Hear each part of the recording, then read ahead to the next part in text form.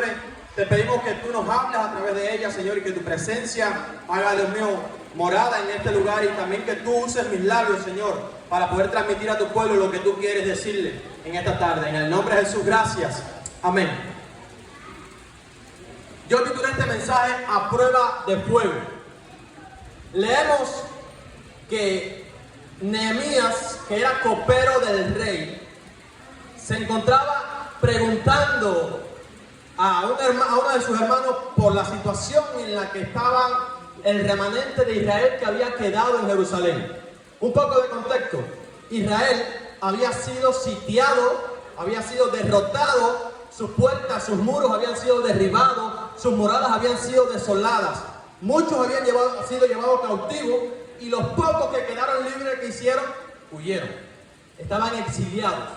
Entonces Nehemías era copero del rey, pero era judío. Su identidad no le permitió olvidar su casa. Y eso es algo que yo quiero que entendamos en esta tarde. No importa donde tú estés, no importa cómo te vayas, si te va bien o si te va mal, tu identidad debe permanecer. ¿Por qué? Porque la identidad es parte de quien tú eres. De hecho, la identidad es la definición de lo que tú eres. Y Nehemías podía haberse olvidado de Jerusalén, podría haberse olvidado de Israel, porque a él le iba bien. Él estaba en el palacio, sirviéndole al rey, él vino en la copa, pero él no se olvidó. Vamos a profundizar un poco más en el personaje de Nehemías. Nehemías vio que, aunque a él le iba bien, su casa, al lugar donde él pertenecía, le iba mal. El lugar donde él había sido criado, donde había sido instruido en la ley de Jehová, estaba desierto, estaba desolado. Y dice la palabra que a él le dolió. Si vamos más adelante en el capítulo 2, versículo 5. Vamos conmigo allí, capítulo 2, versículo 5, por favor. Dice: y le dije al rey, si le place al rey y tu siervo ha hallado gracia delante de ti, envíame a Judá, a la ciudad de los sepulcros de mi padre, y la reedificaré. ¿Por qué le dice esto al rey? Porque el rey había notado que su semblante había decaído. Porque dice que él había llorado en la gran aflicción. El capítulo 1, versículo 4 dice que escuchando esto lloró, hizo ayuno y se afligió. Y el rey había notado este cambio en el semblante de Nehemías. Yo te quiero hablar a ti de lo que es el liderazgo de Nehemías en esta tarde. El liderazgo es la pasión que Dios te da, las aptitudes que Dios te da para cuando tú ves una necesidad la puedas cumplir dentro del reino de Cristo. O sea, yo te voy a hablar de las 3 S en esta tarde. El líder, por lo general, tiene que cumplir las 3 S, o lo que yo llamo las 3 S del líder. Un líder siente.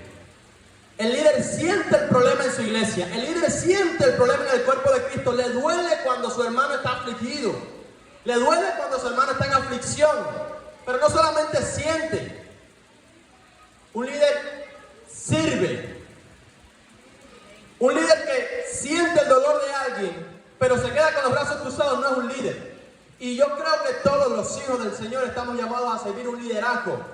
¿Por qué? Porque liderazgo no es una posición, no es un título. Liderazgo es la capacidad que tiene un cristiano de servirle a su hermano. Aquel que se sienta a su lado, aquel con el que comparten alguna actividad, aquel con el que conversa, que le textea, que le llama, le sirve. Porque en el reino, el mayor es el que sirve. Y yo estaba pensando un poco en esta frase: ¿por qué el mayor? Normalmente en una casa, el hermano mayor, ¿qué es? ¿Cuál es? El que tiene mayor conocimiento, el que es más maduro, el que lleva más tiempo viviendo con sus padres. Entonces, ¿cómo es posible que a veces yo veo en iglesias que llega un nuevo convertido y tiene más disposición de servir que los que están viejos en esa iglesia? De las ovejas que llevan años, que deben haber sido bien alimentadas, que deben estar fuertes para servir. Sin embargo, es ese nuevo convertido el que da el paso al frente. Pero Nehemías no hizo eso. Nehemías podía haberse quedado instaurado en el castillo, quedado con el puesto, con las comodidades. Nehemías no pasaba hambre, Nehemías no sufría, ninguna de las adversidades, digámoslas así, por las cuales estaba pasando el remanente que había quedado. Pero Nehemías dijo, no puedo porque yo debo servir. Esa es mi casa a la cual yo pertenezco y tengo que servirle. El líder nace de la necesidad que posee el cuerpo de Cristo. Le explico.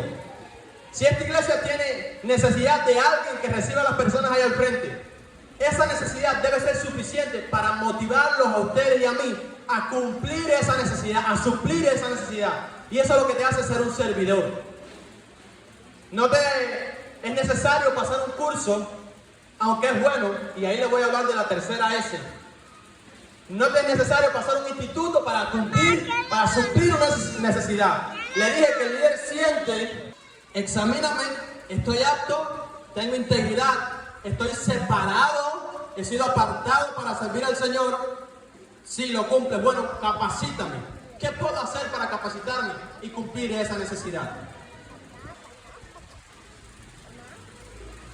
Nehemías tenía identidad, posición y condición. Pero esas tres S lo hicieron salirse del modelo, de la comodidad, y eso es lo que a veces nos mata. La zona de confort en la que estamos arraigados. Venimos, no tenemos problemas, no tenemos necesidad de levantarnos, de hacer nada, todos nos lo sirven, como dicen por ahí, la mesa está servida, ahí aliméntese a su gusto. Pero no nos preocupamos por quién pone la mesa, por quién pone la silla, no nos preocupamos por quién cocina la comida. Y tampoco ni siquiera, no es que nos motivamos a hacerlo, sino que no nos interesamos ni siquiera en aquellos que sí la hacen. Nehemías rompió con este paradigma de la comodidad. Nehemías se levanta y dice, no es posible. Yo estoy cerca del rey, yo puedo hacer algo. Si alguien puede intervenir a favor de Israel, soy yo. Nehemías ve la posibilidad y la toma. Ahí, más adelante en el capítulo, el rey y la reina le preguntan, ¿cuánto tiempo vas a demorar? Y realmente la reconstrucción de Israel fue, al menos del muro sobre todo, fue en un tiempo récord, 52 días. ¿Cuánto ha tomado reedificar tu vida? ¿Cuánto tiempo estás invirtiendo en reedificarte a ti mismo? A veces nos quejamos porque llevamos años y no vemos prosperidad espiritual en nosotros. La pregunta es, ¿estás invirtiendo en tu reconstrucción? Porque todos venimos quebrados del mundo. Todos venimos con problemas, con carencias en el carácter, con carencias morales, porque el mundo eso es lo que hace. Babilonia, cuando invadió Israel, no fue a llevarle provisiones, no fue a ayudarlos a reconstruir la ciudad, no, ellos fueron a destruirla, porque eso es lo que hace el mundo en tu vida. Cuando el mundo viene a tu vida, no viene para hacerte sentir bien, viene para destruirte, no viene para apapacharte, viene para destruirte y dejarte en total desolación.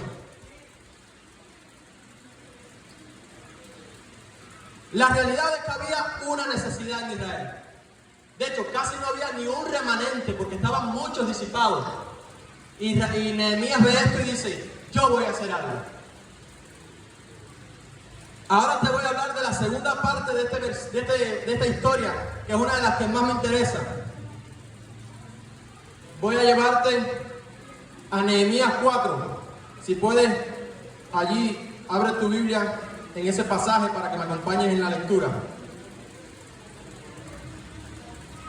Nehemías 4, versículo 1, Nehemías 4, versículo 1 al 3, dice, cuando oyó Sanballat que nosotros edificábamos el muro, se enojó y se enfureció poquito, se enfureció en gran manera, e hizo escarnio de los judíos, y habló delante de sus hermanos y del ejército de Samaria, y dijo, ¿qué hacen estos débiles judíos? ¿Se les permitirá volver a ofrecerse sus sacrificios?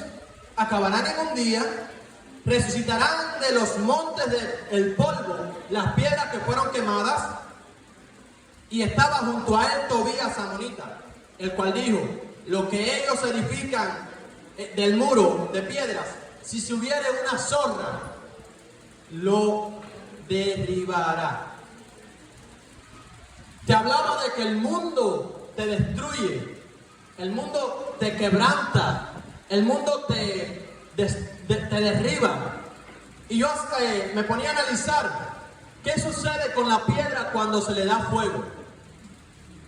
Y yo me ponía a hacer un pequeño estudio, y hay algunas piedras que, dependiendo de la composición, pueden o endurecerse o destruirse. ¿De qué composición estás hecho tú en esta tarde? ¿De la piedra que se derriba cuando siente el fuego? ¿De la piedra que queda en ceniza cuando el enemigo le prende fuego a su casa?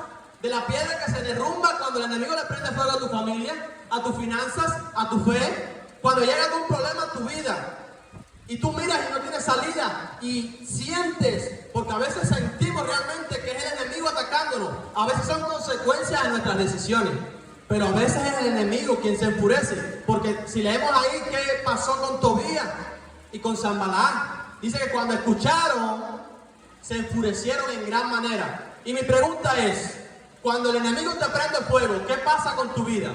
¿Te derrumbas o te hace fuerte? Aquí dice que había un monte de polvo, de piedras, un monte de escombros, y que ellos, cuando fueron a reedificar, dijeron: no tenemos tiempo de ir a labrar nuevas piedras, no tenemos tiempo de ir a los montes a cortar piedras nuevas, piedras enteras, piedras fuertes, piedras que no hayan sufrido daño, para poder reedificar el muro. ¿Y qué hicieron?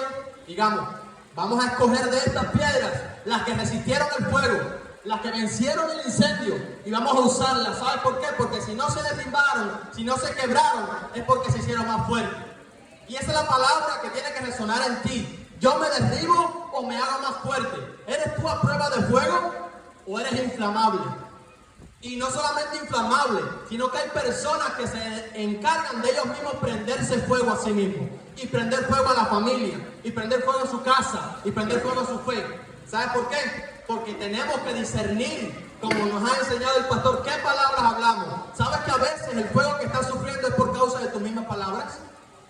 Porque la consecuencia es inevitable. Y el enemigo sabe también cuando tú estás reconstruyendo. A veces tratamos de llevar nuestra vida privada y reedificarnos nosotros en silencio, para que nadie venga y te meta una cizaña, nadie venga y meta su mano. Pero ¿sabes qué? Hay un enemigo que te está velando. Hay un enemigo que está escuchando y está viendo. Y quizás nosotros estamos jugando a ser cristianos, pero el diablo no juega a ser diablo. Te repito, quizás nosotros estamos jugando a ser cristianos, pero el diablo no está jugando a ser diablo. Y el diablo, cada vez que tú quieres levantarte, ahí viene un problema. Y tú te preguntas, ¿por qué mi casa es de un problema en otro problema? Es que quizás tú has intentado reconstruir, pero el diablo no va a dejar que tú termines la obra. El diablo siempre va a venir a intentar destruirte. Y mira lo que pasa. El diablo tiene la estrategia de enfocarse en tu pasado. Y yo escuchaba una frase que me impactaba de un predicador que decía: cuando el diablo me recuerda mi pasado, yo le recuerdo su futuro. Te explico. El diablo va a venir a tu vida y va a decir: tú ahora vas a la iglesia, si tú eras alcohólico, si tú andabas en la fiesta, tú que fuiste ramera, tú que fuiste golpeabas a tu pareja, a tu mujer, tú que la traicionaste, ahora tú eres cristiano. ¿Qué tú haces orando? ¿Qué tú haces con una Biblia? No, eso no es para ti. Tú no sirves. Yo ya te prendí fuego. Pero ahí es cuando tú tienes que decirle: no. Tú te estás enfocando en mi pasado porque tú quieres que yo traiga al presente la vida que ya murió. Pero yo te voy a recordar tu futuro. Dice la palabra del Señor que Él te venció y que en un futuro dice que tú vas a ser echado en el lago de fuego y azufre. Tú me estás viendo a mí como perdedor porque me estás viendo de mi pasado, pero Dios me está viendo a mí como vencedor porque me ve en mi presente proyectado a mi futuro.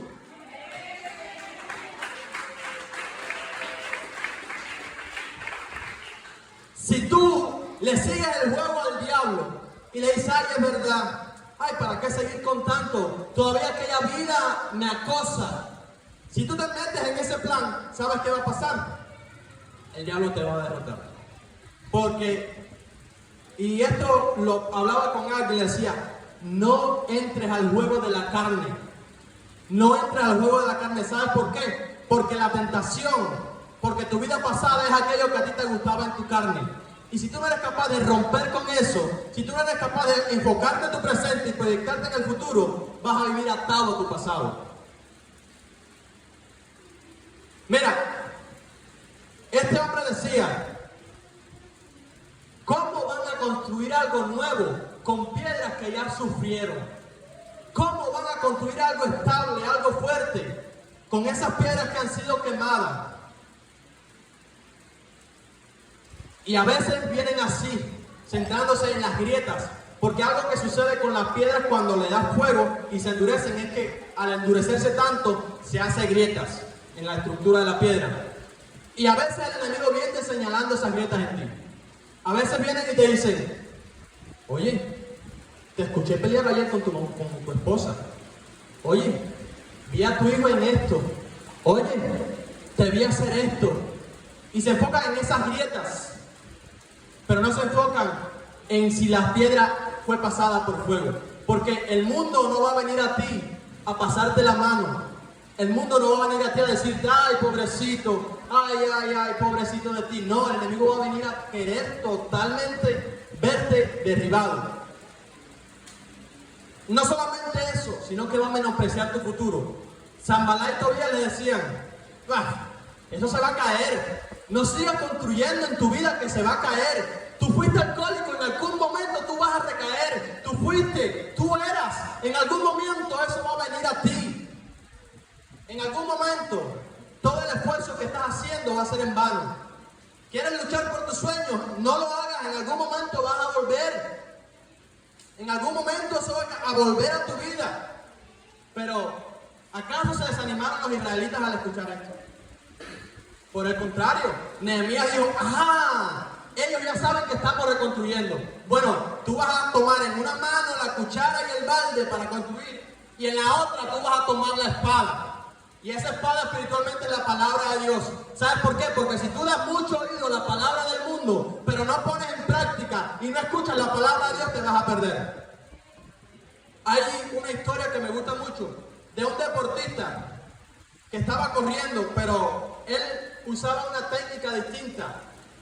Él no corría atendiendo a los demás a ver si los rebasaba. Él iba en silencio y corriendo. Y dice que cuando ya estaba a punto de la última recta, todo el mundo le gritaba y le gritaba y le gritaba, oye, van detrás, oye, van dos por delante de ti, oye. Y dice que él no lo hacía, él no hacía oído a eso. Él iba firme. Y terminó la carrera y ganó. Y le preguntaron, ¿cómo es posible que entre tanta multitud gritándote que te rindieras, que tú no ibas a llegar, que ibas a fracasar, que no ibas a quedar primero, tú seguiste? Y él le dijo, ¿sabes por qué? Porque durante muchos años yo me he entrenado solo para escuchar la voz de mi entrenador en medio de la multitud. En medio del ruido de las personas que me dicen, vas a perder, no vas a lograrlo, te vas a caer, no vas a lograrlo. Yo escuchaba la voz que me decía, yo pagué por ti, yo te entrené, fue un año contigo, yo estoy contigo y lo vas a lograr. ¿A quién estás escuchando tú? ¿A las voces? Tenemos que entender, estar aquí no es juego. Este no es un camino simple, es un camino angosto. El mayor trabajo, el mayor esfuerzo es reconstruirte a ti mismo. ¿Sabes por qué? Porque estás peleando contra quien tú eras. Estás peleando contra ese hombre que diariamente quiere resucitar en ti. Ese viejo hombre. Estás peleando contra tu propia mentalidad. Y si los israelitas, que eran pocos, se hubieran quedado escuchando, hubieran prestado atención, se hubieran desanimado porque le decían, ¿qué va a hacer este grupo de débiles judíos? El enemigo va a venir a ti diciendo que eres débil. Y va a enviar zorras. Esta fue una palabra que a mí me llamó mucho la atención en el versículo. Y dice, si se subiera una zorra encima del muro, lo va a derribar. Y yo automáticamente asocié como una persona que ha leído algo de la escritura y dije, ¿en qué pasaje de la Biblia se mencionan las zorras? Y me vino a la mente el pasaje de Sansón, cuando Sansón fue a atar zorras. Dice en Jueces 15, 4 y 5 que Sansón cazó 300 zorras. las amarró por la cola y entre cola y cola puso una tea, puso una antorcha y le prendió fuego y la soltó. Y las zorras iban por todos los viñedos de los filisteos quemando. Dice que fue grande la destrucción. Y yo decía, ¿acaso es que hay similitud en esto? Y lo traté de llevar al contexto espiritual. ¿Y sabes qué? Las zorras a veces son la crítica. Una zorra que el enemigo puede enviar a tu vida a veces puede ser un chisme. Una zorra que el enemigo puede enviar a tu vida es una palabra de desánimo.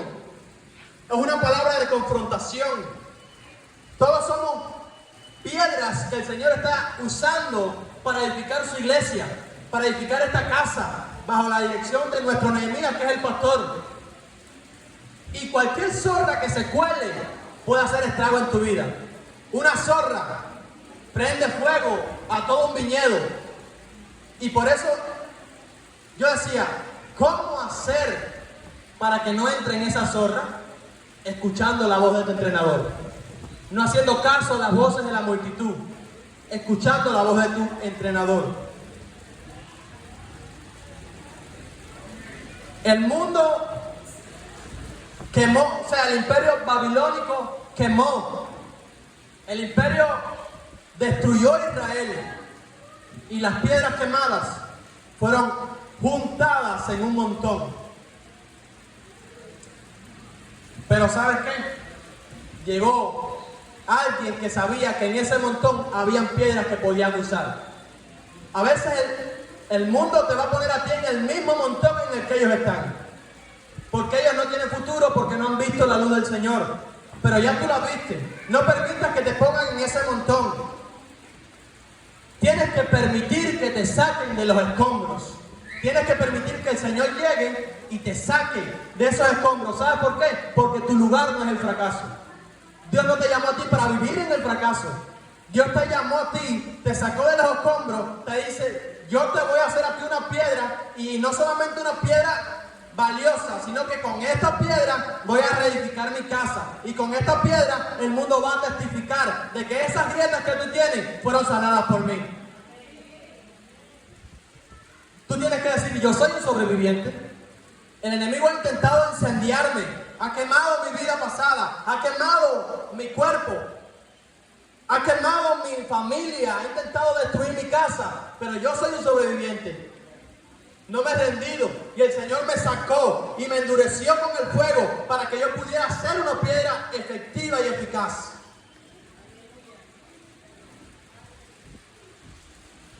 Y yo me ponía también a meditar.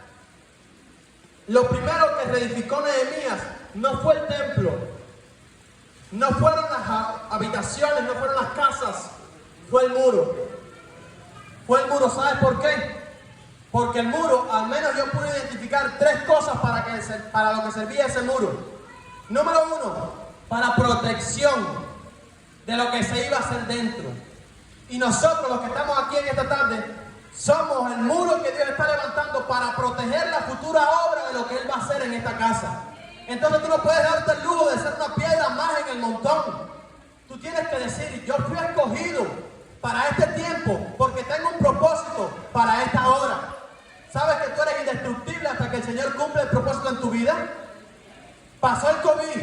¿Cuántas veces ha intentado el enemigo quitarte la vida? Accidentes, enfermedades, enemigos, como decía David, enemigos en mi casa, enemigos en la ciudad, en el monte.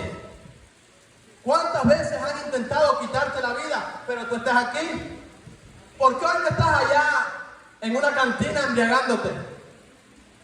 Porque el Señor te escogió y te puso acá. Porque hay un propósito en tu vida. Y porque el enemigo sabe que hay un propósito en tu vida, va a intentar destruirte. Pero Dios te ha llamado a ser indestructible hasta el día en que cumplas el propósito al cual Él te escogió. El muro protege. Número uno, cuida alrededor de lo que se va a hacer dentro. Número dos, separa. El muro divide, le pone un stop al enemigo. La parte más difícil en una batalla, en la época medieval hablamos, era vencer la muralla. Todos los soldados, la mayoría, se enfocaban en proteger el muro, porque sabían que si el muro era tumbado, podía haber acceso a la ciudad. y entonces la derrota era inevitable. Estás cuidando tu muro, estás cuidando el muro de tu vida, estás poniéndole un stop al diablo sobre tu familia. El muro no solamente es para cuidar, es para separar, para decirle al enemigo: hasta aquí llegas, no vas a seguir destruyendo mi casa, no vas a seguir destruyendo mi fe, no vas a seguir destruyendo mi vida. Eso es lo que hace el muro. Ahora, si eres piedra de este muro, ¿qué estás haciendo para separar? Viene alguien con una zorra, atento, un chisme. ¿Qué estás haciendo para separar? ¿Estás escuchando el chisme o le estás poniendo un stop? ¿Estás escuchando la crítica y le estás asumiendo para destrucción o estás poniendo un stop? 1. El muro protege y cuida. 2. Separa y divide. Y 3. Guarda. Y cuando hablo de guardar también tu propia vida. Porque la palabra del Señor a tu alrededor debe ser ese muro que guarda tu vida. Tienes que hacer muros en tu vida, tienes que hacer muros en tu casa, tienes que hacer muros en tu familia y tienes que hacer muros en esta iglesia también. Nehemías pudo haber escuchado los rumores de la destrucción y haberse quedado de brazos cruzados. A él le iba bien, pero no, porque él pertenecía. Y eso es algo que tiene que fomentar la iglesia, el sentido de pertenencia. Esta es mi casa, aquí fui plantado para construir. No puedo permitir que el enemigo venga trayendo chisme. No puedo permitir que el enemigo venga poniendo tropiezos. ¿Sabes qué? Que el mundo es experto en ponerle tropiezos a los cristianos. Y te arman artimañas y planes para tentarte o para que tú digas una palabra maldicha y en ese momento la captan y con eso haces escarnio. Dice Nehemías 4 que hacían gran escarnio de los judíos.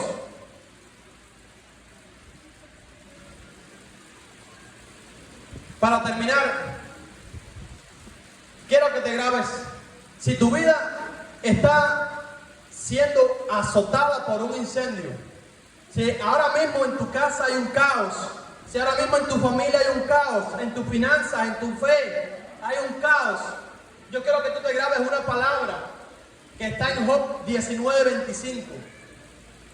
Mas yo sé, di conmigo, mas yo sé que mi Redentor vive. Y dice Job: mas yo sé que mi Redentor vive. Y en algún momento, palabras más, palabras menos, yo voy a levantarme de este polvo y ceniza y voy a ser restituido por el Señor. Dice la palabra que Job estaba también como esa pila de piedras. Había sido quemado. Su casa, familia, hijos, finanzas, bienes, todo había sido pasado por fuego y nada había sido preservado. Pero aún quedaba una cosa que él no había perdido: su fe. Y eso es lo que hace en ti la diferencia en si eres piedra que se quiebra y se hace polvo cuando le dan fuego, o si una piedra que se endurece. Esa es la diferencia. La composición de tu vida espiritual son las esperanzas de tus propios planes o es la esperanza en el propósito de Dios para ti.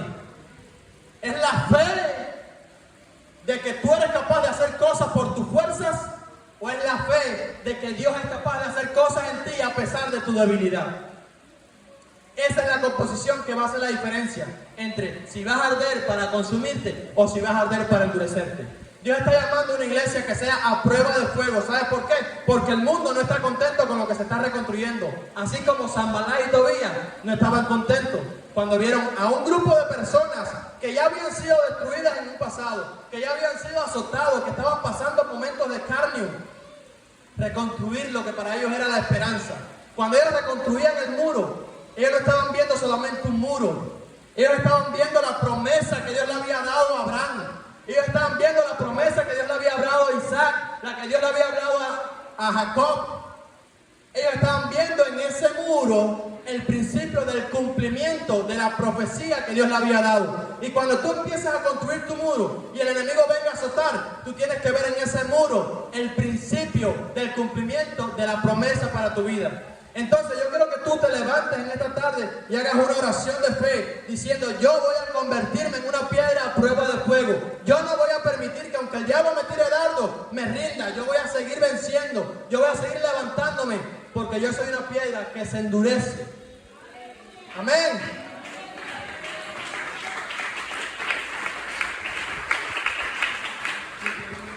Vamos a orar, pónganse en pie.